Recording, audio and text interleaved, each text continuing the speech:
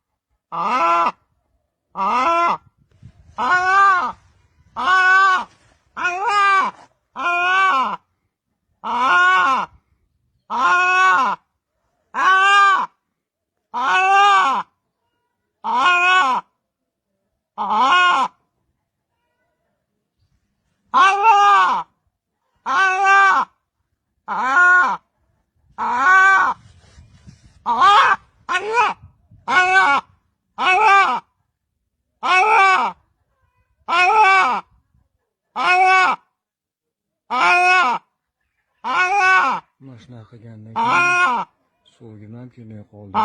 Hamkin hayron bo'lib Ramazon kuni